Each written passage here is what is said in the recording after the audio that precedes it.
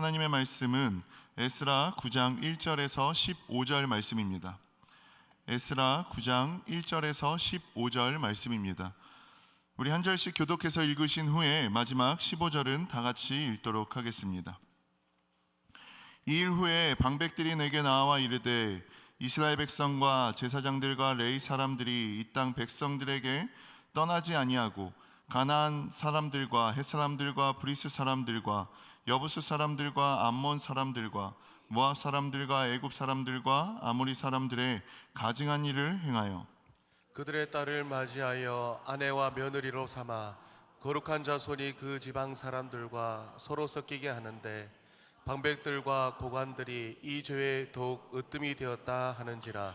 내가 이 일을 듣고 속옷과 겉옷을 찢고 머리털과 수염을 뜯으며 기가 막혀 앉으니 이에 이스라엘의 하나님의 말씀으로 말미암아 떠는 자가 사로잡혔던 이 사람들의 죄 때문에 다 내게로 모여오더라.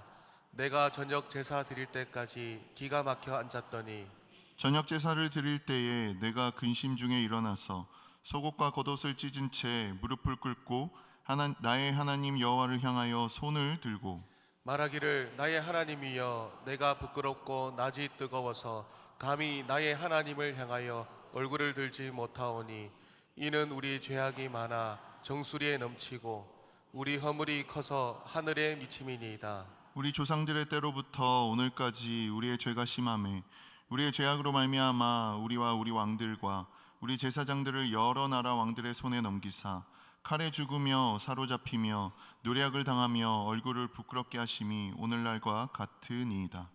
이제 우리 하나님 여호와께서 우리에게 잠시 동안 은혜를 베푸사 얼마를 남겨두고 피하게 하신 우리를 그 거룩한 초소에 박힌 목과 같게 하시고 우리 하나님이 우리 눈을 밝히사 우리가 종노를 하는 중에서 조금 소생하게 하셨나이다. 우리가 비록 노예가 되었사오나 우리 하나님이 우리를 그 종살이하는 중에 버려두지 아니하시고 바사왕들 앞에서 우리가 불쌍히 여김을 입고 소생하여 우리 하나님의 성전을 세우게 하시며 그 무너진 것을 수리하게 하시며 유다와 예루살렘에서 우리에게 울타리를 주셨나이다. 우리 하나님이여 이렇게 하신 후에도 우리가 주의 계명을 저버렸사오니 이제 무슨 말씀을 하오리까? 전에 주께서 주의 종 선지자들에게 명령하여 이르시되 너희가 가서 얻으려 하는 땅은 더러운 땅이니 이는 이방 백성들이 더럽고 가증한 일을 행하여 이 끝에서 저 끝까지 그 더러움으로 채웠음이라. 그런즉 너희 여자들을 그들의 아들들에게 주지 말고 그들의 딸들을 너희 아들들을 위하여 데려오지 말며 그들을 위하여 평화와 행복을 영원히 구하지 말라. 그리하면 너희가 왕성하여 그 땅의 아름다운 것을 먹으며 그 땅을 자손에게 물려주어 영원한 유산으로 물려주게 되리라 하셨나이다. 우리의 악한 행실과 큰 죄로 말미암아 이 모든 일을 당하였사오나 우리 하나님이 우리 죄악보다 형벌을 가볍게 하시고 이만큼 백성을 남겨 주셨사오니 우리가 어찌 다시 주의 계명을 거역하고 이 가증한 백성들과 통혼하오리까? 그리하면 주께서 어찌 우리를 멸하시고 남아 피할 자가 없도록 진노하시지 아니하시리까? 다 같이 읽겠습니다. 이스라엘의 하나님 여호와여 주는 의로우시니 우리가 남아 피한 것이 오늘날과 같사옵거늘 도리어 주께 범죄하였사오니 이로 말미암아 주 앞에 한 사람도 감히 서지 못하겠나이다 하니라. 아멘.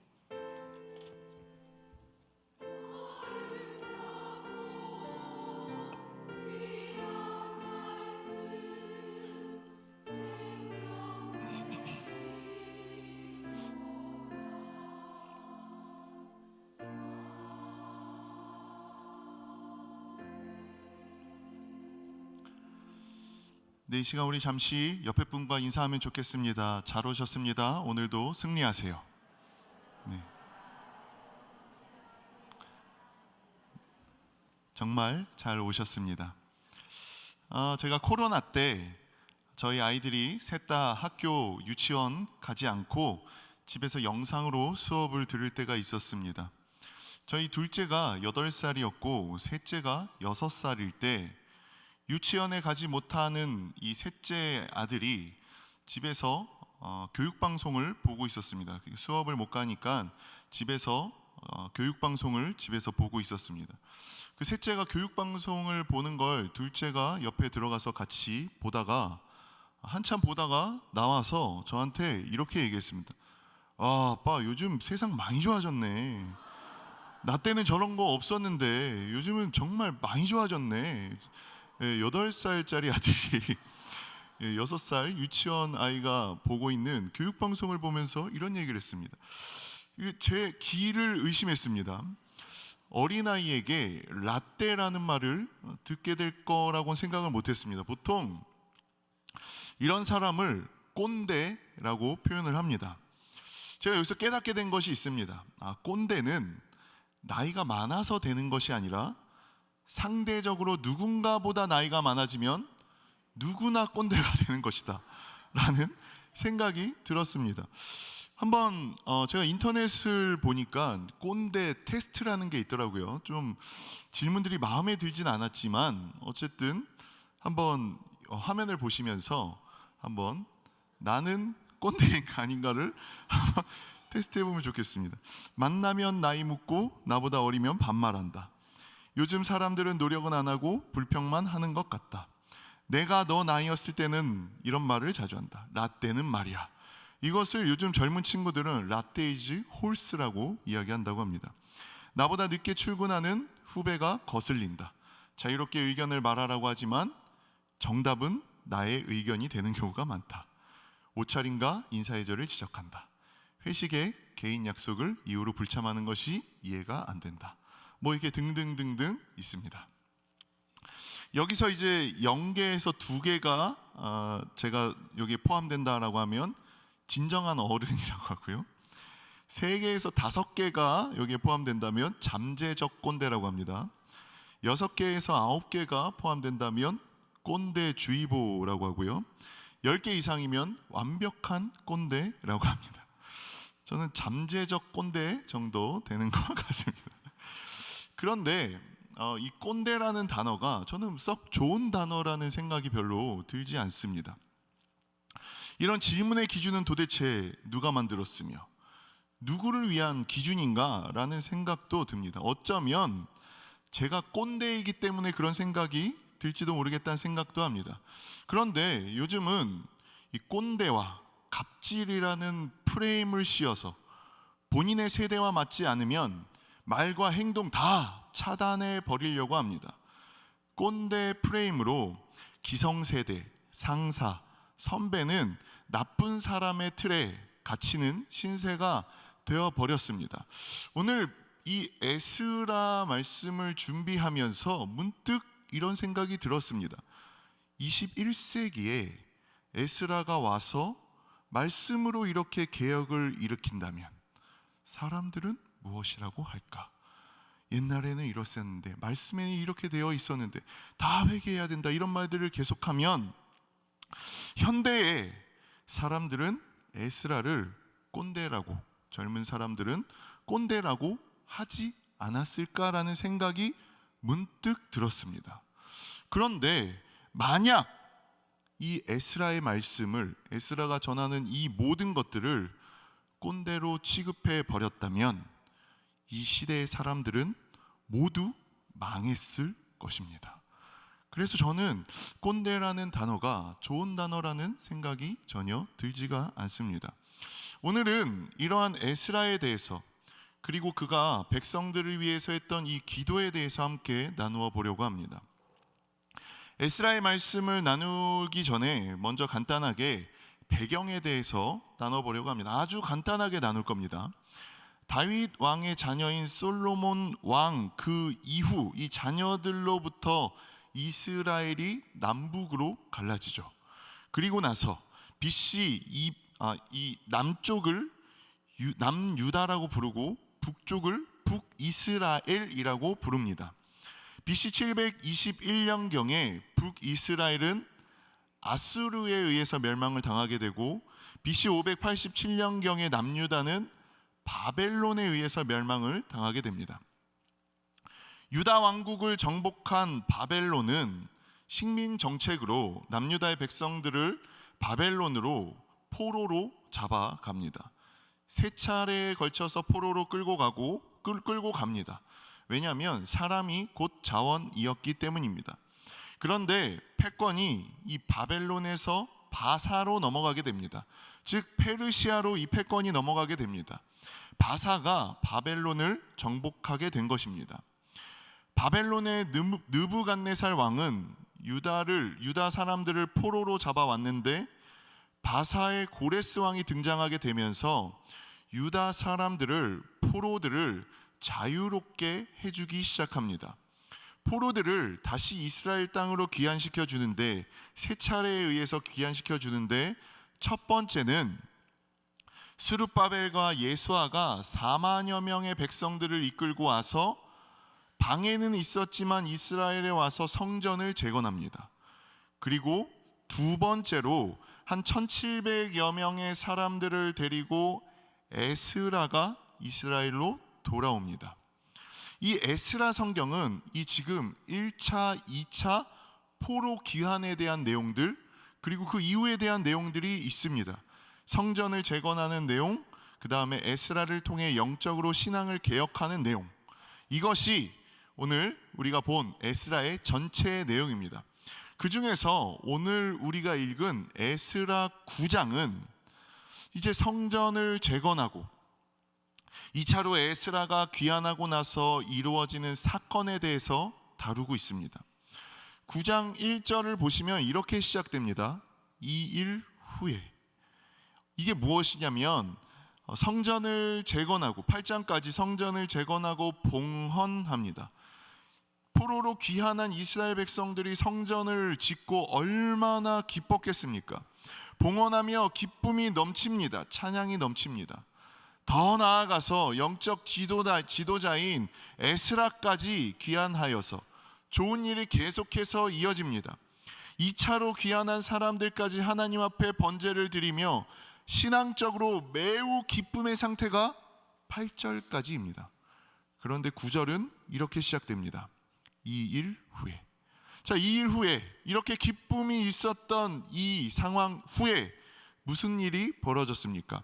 우리 1절과 2절을 다시 한번 읽어보도록 하겠습니다. 이 일 후에 방백들이 내게 나와 이르되 이스라엘 백성과 제사장들과 레위 사람들이 이 땅 백성들에게 떠나지 아니하고 가나안 사람들과 헷 사람들과 브리시 사람들과 여부스 사람들과 암몬 사람들과 모압 사람들과 애굽 사람들과 아모리 사람들의 가증한 일을 행하여 그들의 딸을 맞이하여 아내와 며느리로 삼아 거룩한 자손이 그 지방 사람들과 서로 섞이게 하는데 방백들과 고관들이 이 죄에 더욱 으뜸이 되었다 하는지라. 사람들이 가나안 땅에 살고 있던 사람들뿐만 아니라 이방 족속과 결혼을 하고 섞이게 되었다라고 이야기합니다. 그리고 이 모든 것은 가증한 일이라고 표현하고 있습니다. 세번역 성경을 보면 역겨운 일이라고 표현하고 있습니다. 도대체 이방 족속의 사람들과 결혼하는 것이 무엇이 잘못된 것입니까? 신명기 7장을 보면 이렇게 말씀하고 있습니다. 우리 7장 3절부터 5절도 한번 읽어보도록 하겠습니다. 또 그들과 혼인하지 말지니 내 딸을 그들의 아들에게 주지 말 것이요 그들의 딸도 내 며느리로 삼지 말 것은 그가 내 아들을 유혹하여 그가 여호와를 떠나고 다른 신들을 섬기게 하므로 여호와께서 너희에게 진노하사 갑자기 너희를 멸하실 것임이니라. 오직 너희가 그들에게 행한 것은 그들의 제단을 헐며 주상을 깨뜨리며 아세라 목상을 찍으며 조각한 우상들을 불사를 것이니라. 예, 신명기에서 말하고 있는 것은 결혼하지 말라고 합니다. 왜냐하면 이 결혼 자체가 우상 숭배로 이어졌기 때문입니다. 사실 엄연히 따지면 이스라엘이 망하게 된 이유도 여기에 있었습니다. 이방 여인과 이방 사람과 결혼하게 되고 그 우상을 가지고 와 섬기게 되면서 하나님의 진노를 부르게 되었고 결국은 멸망하는 데까지 간 것이 이스라엘의 역사 아닙니까? 제가 청년부와 장년부 사역을 하면서 이런 경우를 많이 본 것 같습니다. 자매 또는 형제가 결혼을 한다고 찾아옵니다. 그런데 배우자가 믿지 않거나 다른 종교를 믿는 사람이라고 이야기합니다. 그런데 이 친구는 늘 이렇게 이야기합니다. 이 배우자를 꼭 결혼해서 전도하겠다고, 성교의 목적을 가지고 결혼한다라고 이야기합니다. 그런데 늘 보면 신혼 초에는 잘 따라와서 같이 예배를 드리지만 시간이 점점 지나면서 배우자는 보기 힘들어집니다. 그리고 또 많은 경우 잘 믿고 주의를 잘 지키던 본인조차 점점 흔들리기 시작합니다. 배우자를 따라서 주의를 한두 번 빠지면서 여행을 다니기 시작합니다. 그리고 본인도 점점 신앙이 멀어지는 경우를 많이 봅니다. 선한 영향력으로 배우자를 신앙으로 이끌기보다는 본인도 점점 편리하고 즐거운 방향으로 쫓아가는 경우를 많이 보게 되는 것 같습니다. 이것뿐만 아니라 신앙은 곧 가치관이면서 세계관입니다. 결혼해서 가장 가까운 사람과 가치관과 세계관이 다르다면 부딪히는 부분이 한두 가지가 아닙니다. 아이를 낳고 나면 아이를 키우는 방식도 다르기 때문에 마찰이 더 많이 생깁니다. 하나님은 바로 이런 부분을 경고하고 계신 것입니다. 어쩌면 이스라엘 백성들은 조상들의 땅인 예루살렘으로 돌아왔고 성전을 다시 지었기 때문에 이제 모든 것이 회복되었을 것이라 생각했을지도 모릅니다. 하지만 그 속을 살펴보면 엉망이었습니다. 말씀을 지키며 살아가는 사람들이 아무도 없었습니다. 하물며 지도자들도 그러했다라고 말하고 있습니다. 이 사실을 전해들은 에스라는 3절에 이렇게 표현하고 있습니다. 내가 이 일을 듣고 속옷과 겉옷을 찢고 머리털과 수염을 뜯으며 기가 막혀 앉으니. 속옷과 겉옷을 찢고 머리털과 수염을 뜯었다는 것은 매우 애통해하며 분노했다라는 표현입니다. 에스라는 왜 이렇게 분노를 했을까? 여기서 에스라의 분노는 도대체 무슨 분노였을까를 한번 생각해 보았습니다. 그런데 저는 다윗과 골리앗 사건이 떠올랐습니다. 다윗과 골리앗에 대해서 모르시는 분은 아마 없으실 것입니다. 이스라엘과 블레셋이 엘라 골짜기에서 대치 중에 있습니다. 키가 6규빗, 2m가 넘는 장신의 골리앗이 나와서 이스라엘 백성들에게 1대1로 나하고 붙자라고 이야기합니다. 그리고 이스라엘의 군대를 모욕합니다. 하지만 이스라엘 사람들은 그를 두려워하여서 아무도 나가지 못합니다. 그런데 골리앗은 계속해서 도발합니다. 그러던 중에 형들에게 도시락을 전해주기 위해서 다윗이 왔는데 이 광경을 목격하게 됩니다. 그리고 골리앗이 모욕하는 말도 듣게 됩니다. 이러한 모욕 속에서 이스라엘 사람들의 반응은 이렇습니다. 사무엘상 17장 24절 25절을 보시면 모든 사람이 그 사람을 보고 심히 두려워하여 그 앞에서 도망하며 이스라엘 사람들이 이르되 너희가 이 올라온 사람들을 보았느냐? 참으로 이스라엘을 모욕하러 왔도다. 그를 죽이는 사람은 왕이 많은 재물로 부하게 하고 그의 딸을 그에게 주고 그 아버지의 집을 이스라엘 중에서 세금을 면제하게 하시리라. 골리앗이 너무 무서웠습니다. 그래서 심하게 두려워하며 도망쳤습니다. 그런데 사람들이 도망치면서 이렇게 말하는 겁니다. 저 사람을 죽이면 왕이 재물을 줘서 부하게 할 것이고 그의 딸을 줄 것이고 세금을 면제하게 해준대. 아무도 나서지 못하지만 왕이 제안한 재물과 공주와 세금에는 관심이 있었습니다. 마치 골리앗이 로또와 같이 보였을 것입니다.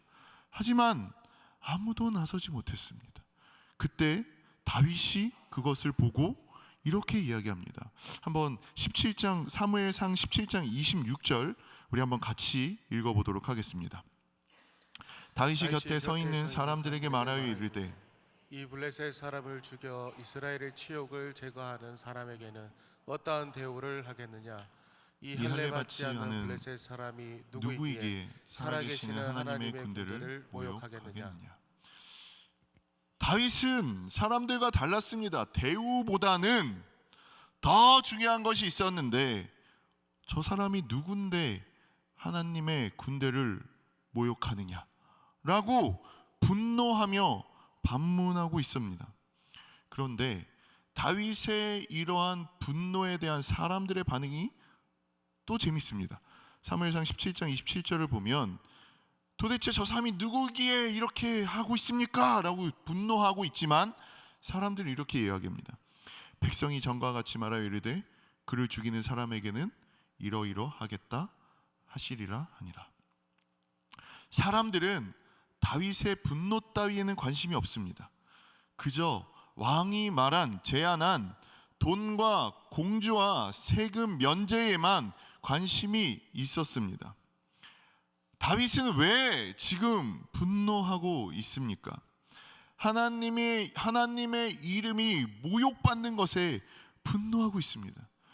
누구도 이 일에 분노하고 있지 않았습니다. 그저 보상에만 관심이 있었을 뿐입니다. 하지만 다윗은 분노했습니다. 하나님의 이름이 모욕받는 것에 분노했습니다. 그 이유는 하나님을 사랑했기 때문입니다. 하나님을 사랑했기 때문에 그 이름이 모욕받는 모습을 보고 참을 수가 없었습니다. 오늘 에스라가 자신의 옷을 찢고 머리털과 수염을 뜯으며 분노한 이유는 무엇입니까? 하나님을 사랑하기 때문입니다. 하나님의 백성들의 죄로 인하여 하나님께서 모욕받으시는 것에 대해서 참을 수가 없었습니다. 그래서 그는 분노하고 있는 겁니다. 제가 한번 이 말씀을 준비하면서 저는 무엇에 분노하며 살았는지에 대해서 한번 돌아봤습니다. 제가 가장 분노했던 적이 언제인지를 한번 돌아보니 제가 가장 분노했던 기억은 제 앞에서 저의 자녀들을 욕하는 사람 앞에서 제가 가장 큰 분노를 느꼈던 것 같습니다. 그게 아니라면 저를 무시하거나 아니면 우리 부모님을 모욕할 때 그때 가장 큰 분노를 느꼈었습니다. 왜 그렇습니까? 사랑하기 때문이죠. 사랑하기 때문에 무시당하고 욕을 받는 것을 먹는 것을 참을 수 없어 분노했던 것입니다. 사랑하는 대상이 모욕을 당하면 분노하게 되는 것입니다. 하지만 과연 내가 하나님을 사랑한다고 말하지만 하나님이 모욕당하실 때 나는 거기에 분노를 느끼는지에 대해서 한번 생각해 보았습니다. 그리고 하나님을 사랑한다는 것이 무엇인지에 대해서 생각해 보았습니다. 이것도 저희 아이들이 어릴 때 이 잠을 잘 시간이 되어서 아이들 엄마가 아이들에게 이렇게 얘기했습니다. 이제 잘 시간이 되었으니 들어가서 양치하세요. 그런데 한 아이가 엄마 뒤에 와서 양치를 하기 싫었던 이 아이가 엄마 뒤에 와서 엄마를 확 끌어안더니 이렇게 얘기했습니다. 엄마 사랑해요. 그랬더니 엄마가 이렇게 외쳤습니다. 엄마를 사랑하면 당장 들어가서 양치해 라고 외쳤습니다. 근데 저는 여기서 굉장히 큰 깨달음이 있었습니다. 어쩌면 하나님 앞에서 내가 저러고 있지는 않는가? 하나님은 나한테 이렇게 하라고 말씀하고 계시는데 늘 이렇게 외치는 거예요. 하나님 사랑합니다. 주님 사랑합니다. 찬양을 통해서 외치기만 하는 겁니다. 분명히 예수님께서는 가장 큰 계명이 하나님을 사랑하고 내 이웃을 사랑하는 거다라고 말씀하셨습니다. 이것은 다시 말하면 하나님을 사랑한다는 것은 외치는 데서만 그치는 것이 아니라 이웃을 사랑하는 데까지 나가야 된다는 것입니다. 그럼 제가 한번 질문을 해보겠습니다. 제가 첫 번째, 하나님을 사랑하지 않고 내 이웃도 사랑하지 않는다. 가능한 일입니까? 불가능한 일입니까? 하나님을 사랑하지 않고 이웃도 사랑하지 않는다. 가능한 경우죠, 맞죠? 그럼 두 번째요, 하나님을 사랑하지 않지만 내 이웃을 사랑한다. 가능한가요? 가능하지 않은가요? 가능하죠, 맞죠? 가능하죠. 그 이웃 사랑은 거짓입니다, 이렇게 외치시면 안 되죠. 그도 사랑하는 건데. 세 번째, 하나님을 사랑하지만 내 이웃을 사랑하지 않는다. 자, 이게 가능한 경우입니까? 가능하지 않은 경우입니까? 하나님을 사랑하면 이웃을 사랑해야죠. 이론적으로는 분명히 맞잖아요. 그런데 우리는 놀랍게도 이런 불가능한 일들을 해내고 있습니다. 아니 우리가 아니라 이건 저의 경우일 수도 있겠죠. 놀랍게도 이론적으로는 분명히 불가능한데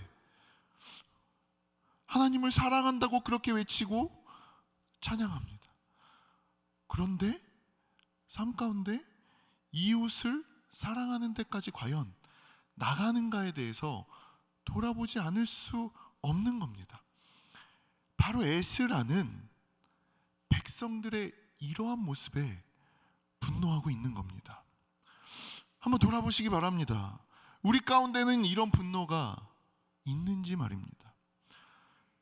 도무지 모순적인 신앙생활을 하고 있는 먼저는 나에 대한 분노가 있습니까? 그리고 이렇게 많은 교회가 있음에도 불구하고, 이렇게 많은 기독교인이 있음에도 불구하고 도무지 세상이 변하기는커녕 오히려 더 타락하는 것만 같은 기독교를 바라보며 나타나는 분노가 있습니까? 이것을 저는 이렇게 표현하고 싶습니다. 거룩한 분노. 이것은 거룩한 분노입니다. 지금 에스라는 거룩한 분노에 빠졌습니다. 그런데 이 거룩한 분노에 빠진 데서 멈춘 것이 아니라 에스라는 이 분노를 가지고 기도의 자리로 나오게 됩니다. 이 분노는 기도의 자리로 나오는 원동력이 됩니다. 다른 모든 사람들은 분노하지 않고 적당히 타협하며 살아갔지만 에스라는 정확히 상황을 파악하고 분노할 수 있었던 그 이유는 도대체 무엇이었을까요? 6절부터 에스라의 기도의 내용을 통해서 알 수 있습니다. 먼저 7장 10절을 보면, 에스라 7장 10절을 보면 에스라에 대해서 이렇게 설명합니다. 에스라가 여호와의 율법을 연구하여 준행하며 율례와 규례를 이스라엘 사람들에게 가르치기로 결심하였더라. 에스라는 율법을 연구할 뿐만 아니라 행했습니다. 그리고 그것을 이스라엘 사람들에게 가르치기로 결심했습니다. 그의 기도에 이런 내용들이, 이 6절부터 15절까지 기도 내용에 이 내용들이 다 나옵니다. 그게 뭐냐면 9장 7절을 보면 조상 때로부터 오늘까지 우리가 심한 죄를 지었고 이제는 우리가 망하게 되었고, 그리고 우리가 조상들의 죄로 인해서 포로로 끌려갔었다는 그 역사적 이해와 사실을 기도로 고백합니다. 정확한 역사의 이해에 이어서 에스라는 8절에 이렇게 고백합니다. 이제 우리 하나님 여호와께서 우리에게 잠시 동안 은혜를 베푸사 얼마를 남겨두어 피하게 하신 우리를. 여기까지만 읽겠습니다. 제가 이 8절을 읽으면서 굉장히 임팩트 있게 다가왔던 말씀이 있었는데, 그거는 잠시 동안 은혜를 베푸사, 이 말씀이 굉장히 깊이 와닿았습니다. 지금 이렇게 성전도 짓고 평화롭게 살 수 있는 이 시기에 대해서 에스라는 잠시 동안이라고 표현하고 있는 겁니다. 은혜를 잠시 동안 베푸셨기 때문에 우리가 지금 평강 가운데 살 수 있다라고 표현하고 있는 겁니다. 저는 이 부분이 굉장히 와닿았었습니다. 여러분, 구약을 보시면 너무나 잘 이해할 수 있습니다. 늘 구약에서는 평강은 잠시였습니다. 하나님의 말씀에 순종해서 규례대로 살아가고자 애쓸 때, 순종하며 살아갈 때 하나님은 평강을 주십니다. 주변국으로부터 지켜주시고 정세를 지켜주셔서 평강을 주셨습니다. 하지만 이 평강 가운데 있던 사람들은 교만해지기 시작하고 하나님의 말씀보다는 자신들의 쾌락과 유익을 위해서 살아가면서 죄를 짓게 됩니다. 그러면 잠시 동안 하나님의 은혜로 임했던 평강은 온데간데 없이 사라지고 고난이 시작됩니다. 구약은 계속해서 그 내용입니다. 잠시 동안 은혜를 누리고 죄로 인해서 다시 그 은혜의 평강이 사라지고, 계속해서 이 내용의 반복입니다. 저는 이 잠시 동안의 은혜가 우리도 삶 가운데 마찬가지라는 생각이 들었습니다. 하나님의 은혜로 말미암아 우리도 잠시 동안 이 은혜와 평강을 누리고 있습니다. 생각해 보면 이 평강은 나로 인해 주어진 평강은 아닙니다. 우리 선조들로부터, 선조들의 믿음으로 말미암아 이루어진 평강입니다. 한번 생각해 보시기 바랍니다. 대한민국이 지금 이렇게 북한과의 대치 가운데서도 평강을 누리며 살아갈 수 있는 이유가 무엇입니까? 저 때문입니까? 여기 앉아 계신 여러분들 때문입니까? 아니죠. 우리 선조들의 노력과 희생 때문입니다. 우리 선조들의 믿음과 희생과 노력으로 인해서 우리는 하나님의 은혜로 지금 잠시 동안 은혜를 누리고 있습니다. 그런데 우리가 기억해야 될 것은 이 은혜는 언제든지 우리의 죄로 사라질 수 있다는 것입니다. 그 이유는, 사라질 수 있는 이유는 하나님께서 우리를 사랑하시기 때문입니다. 죄악 가운데 빠지는 것을 결코 원하지 않으시기 때문입니다. 그래서 하나님은 죄 가운데 만약에 우리가 빠진다면 우리를 결코 내버려 두지 않으십니다. 이 땅 가운데 가장 큰, 지금 이 땅 살아가면서 가장 큰 심판이 무엇인지 아십니까? 하나님께서 죄악 가운데 살아가지만 내버려 두는 것입니다. 절대 터치하지 않고 심판으로 돌아오게끔 하지 않으시고 내버려 두시는 것입니다. 그래서 로마서 1장에서는 24절, 26절, 28절에서 이렇게 표현하고 있습니다. 그러므로 하나님께서 그들을 마음의 정욕대로 더러움에 뭐라고 되어 있죠? 내버려 두사. 26절도 보겠습니다. 이 때문에 하나님께서 그들을 부끄러운 욕심에 내버려 두사. 또한 28절도 한번 읽어보겠습니다. 그들이 마음에 하나님 두기를 싫어하며 하나님께서 그들을 상실한 마음대로 내버려 두사. 하나님께서 내버려 두시는 사람들의 모습입니다. 온갖 죄악에 사로잡혀 있지만 하나님과는 아무 상관이 없는 사람들입니다. 내버려 두십니다. 하지만 하나님께서 선택하시고 구원하기로 작정하신 사람들은 결코 죄 가운데 있는 것을 내버려 두지 않으십니다. 그래서 우리가 죄를 짓는다면 우리의 은혜와 평강은 잠시 동안일 수 있습니다. 하지만 말씀에 순종하며 말씀 가운데 살아간다면 그 은혜와 평강은 잠시가 아니라 영원히 될 것입니다. 말씀에 대한 믿음과 순종으로 이 평강의 은혜의 영원을 입으시며 이 땅에서도 그리고 하늘에서도 영원한 평강을 누리실 수 있는 우리 성도님들 되실 수 있기를 이 시간 소망합니다. 이제 에스라의 기도는 죄에 대한 회개와 전적인 하나님의 신뢰의 방향으로 이어지게 됩니다. 10절에서 12절을 보면 정확한 죄에 대한 회개를 합니다. 이렇게 은혜를 주셨음에도 불구하고 우리가 죄를 지었으니 하나님 앞에 면목이 없다라고 말합니다. 계명을 저버렸는데 그것은 바로 이방 족속과 결혼을 하게 된 문제라고 고백합니다. 이 문제에 대한 정확한 회개가 있었습니다. 무엇이 잘못됐는지에 대한 정확한 이해와 정확한 회개가 있었습니다.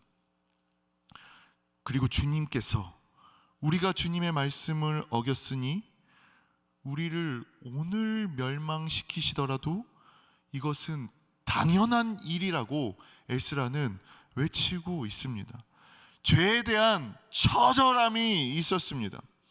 이런 에스라의 기도를 보면서 누가복음 18장에 있는 바리새인과 세리에 대한 기도가 생각이 났습니다.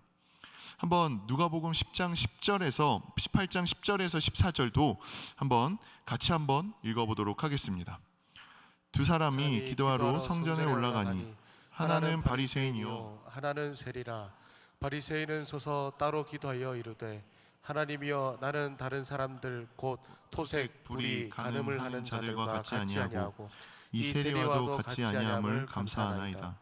나는 일에 2번씩 금식하고 또 소득의 11조를 드리나이다 하고 세리는 멀리 서서 감히 눈을 들어 하늘을 쳐다보지도 못하고 다만 가슴을 치며 이르되 하나님이여 불쌍히 여기소서 나는 죄인이로소이다 하였느니라. 내가 너희에게 이르노니 이제 저 바리새인이 아니고 이 사람이 의롭다 하심을 받고 그의 집으로 내려갔느니라. 무릇 자기를 높이는 자는 높아지고 자기를 낮추는 자는 높아지리라 하시니라. 바리새인은 이렇게 기도한다는 겁니다. 나는 저기 세리와 같지 않고 일주일에 2번씩 금식도 하고 11조도 드립니다. 나는 이런 것도 하고 있습니다 라고 외친다는 겁니다. 그런데 세리의 기도는 전혀 다릅니다. 눈을 들어 하늘을 쳐다보지도 못하고 가슴을 치며 외칩니다. 하나님이여 나를 불쌍히 여기소서 나는 죄인이로소이다. 하나님 앞에 설 수도 없는, 오늘 나의 죄로 인하여 나를 치신다 하더라도 하나님 앞에 설 수도 없는 그런 불쌍한 죄인이오니 나를 불쌍히 여기소서. 이것이 세리의 기도입니다. 예수님은 이 두 사람의 기도 중 누구의 기도를 받았다라고 이야기하십니까? 세리의 기도를 받았다라고 말씀하십니다. 에스라의 기도가 지금 이 세리의 기도와 똑같다는 생각을 하게 됩니다. 지금 죽어도 마땅한 자이지만 이 자리에 살아있는 것은 단지 하나님께서 의로우시기 때문입니다. 주여 나를 불쌍히 여겨 주시고 우리를 불쌍히 여겨 주시고 용서하여 주시옵소서. 이 15절까지의 모든 기도가 다 이 내용입니다. 에스라는 어떤 사람이라고 했습니까? 학자이면서 말씀을 준행한 사람입니다. 얼마나 하나님 앞에 자랑할 것이 많았겠습니까? 하나님, 내가 이렇게 했으니 다 아시지 않습니까? 그러니 이렇게 해달라고 외칠 수 있지 않겠습니까? 그런데 에스라는 바리새인과 같은 기도를 드리지 않습니다. 왜냐하면 에스라는 하나님께서 진정으로 원하는 것이, 하나님께서 진정으로 원하시는 것이 무엇인지를 알고 있었기 때문입니다. 그는 말씀을 통해서 하나님께서 진정으로 원하시는 것이 무엇인지 알고 있었기 때문입니다. 하나님께서 우리에게 원하시는 것은 제사보다 순종이며 자랑보다 회개이며 하나님을 사랑하는 것입니다. 이렇게 에스라와 같은, 이 세리와 같은 기도로 하나님 앞에 나아갈 때 이 기도에 대해서 우리 예수님은 의롭다 여기신다 말씀하십니다. 무릇 자기를 높이는 자는 낮아지고 자기를 낮추는 자는 높아질 것이라 말씀하십니다. 그렇다면 오늘날 우리에게 정말 필요한 것은 하나님 이것도 필요하고 이것도 필요하다는 요청의 기도가 아니라 우리의 현실을 바르게 알고 주님께 이렇게 외치는 겁니다. 주여 나를 불쌍히 여겨 주소서. 이렇게 기도하며 이렇게 하나님 앞에 기도로 에스라와 같이 세리와 같이 부르짖으며 나아갈 때 하나님께서 우리를 불쌍히 여겨주시고 은혜를 부어주실 줄 믿습니다. 평안과 은혜가 잠시가 아니라, 잠깐이 아니라 영원히 머물게 해주실 하나님의 능력이 있는 줄 믿습니다. 말씀을 마무리하겠습니다. 하나님을 사랑하여서 죄를 향한 거룩한 분노가 있으십니까? 우리는 기억해야 됩니다. 우리의 평안의 순간은 잠시 동안입니다. 하지만 진정으로 하나님을 사랑하고 진정으로 회개하며 그 말씀 가운데 순종하는 삶을 살아간다면 우리 하나님께서 은혜의 삶으로, 복의 삶으로 이끌어 주실 것입니다. 그리고 그 평강의 삶은 예수 그리스도로 말미암아 이 땅에서뿐만 아니라 영원한 하나님 나라에서까지 이어지게 될 것입니다. 잠시가 아니라 영원히 될 것입니다. 잠시가 아니라 영원히 하나님의 평강과 하나님의 은혜를 누리실 수 있는 저와 우리 성도님들 되실 수 있기를 이 시간 간절히 소망합니다. 이 시간 말씀을 기억하며 함께 기도하길 원합니다. 오늘 나에게 죄에 대한, 죄를 향한 거룩한 분노가 있습니까? 도무지 말씀대로 살아가지 못하는 모순된 나의 삶을 보며 답답해하며 그것에 대한 거룩한 분노가 있습니까? 이 시간 하나님 앞에 우리의 가진 죄들을 정확히 회개하며 나아갈 수 있기를 원합니다. 불쌍히 여겨주시기를 간절히 간구할 수 있기를 원합니다. 잠시 동안 우리에게 허락하신 이 평강을 잘 누릴 뿐만 아니라 믿음으로 순종으로 살아가는 삶이 되게 하여 주시옵소서. 이 시간 우리 함께 입을 모아 기도하겠습니다. 하나님 아버지 감사합니다. 오늘 에스라의 기도를 통해서 말씀을